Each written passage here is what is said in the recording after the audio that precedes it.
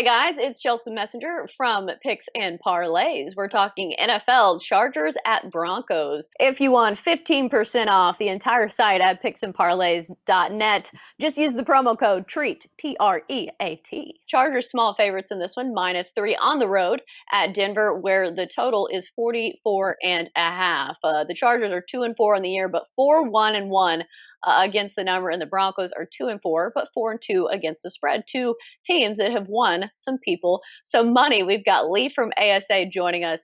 Lee, what's your take on this one? Well, I'm going to side with the divisional underdog here and take Denver plus the points. We typically bet numbers. We don't bet teams, and we like the value in this game as the line opened as a pick'em in Vegas with like 72% of the money coming in on the Chargers. It's been moved all the way up to -3.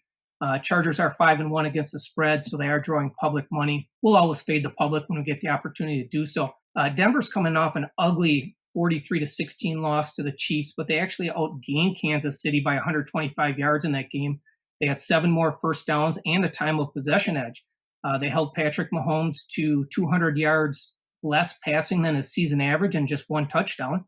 200 yards for the game. Broncos defense also held Kansas City, who is 5th in the NFL in total yards per game, to 100 less yards than their season average, and 2 of the Chiefs' scores were by the defense and special teams. So, Denver played better than the final score really indicated in that game. And then 2 weeks ago in New England, they only managed 18 offensive points, but kicking 6 field goals. But that means they were in territories to score, but just didn't come up with touchdowns. They came up with field goals instead. Drew Lock played a pretty efficient game last week. He had 254 yards passing. He was 24 of 40. Did throw a pick 6 in that game. That does happen, but we do like him here. He's playing better. Chargers just 4-7 straight up their last 11 road games. That includes a 3-point loss in Denver a year ago. The dog has covered 5 of the last 6 in the series, so we're definitely going to take the divisional underdog. Are there any matchups that you're taking a look at in this one? Because sometimes it's not just about the numbers; it's how the teams kind of match up week to week. And I know a lot of people are big on Justin Herbert and the Chargers, and they're coming off a nice cover of, I think they won by 10 in their last one.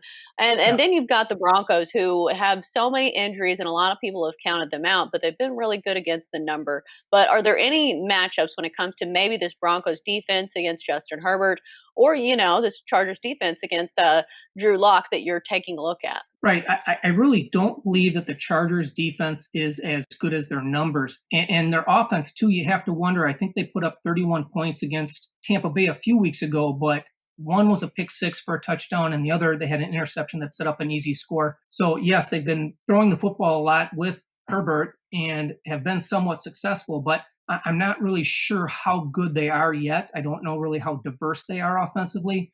And Denver's defense, they seem to be a team that just competes every week, unlike a Cowboys type of team. They're there and they show up and they play hard. So I do like that situation. And anytime you can get a home underdog in the division, you have to take a look. Right, especially divisional underdogs, because we've seen a lot of those hit. Especially, I saw in the NFC West, all 3 of those divisional games, the underdogs not only covered but won.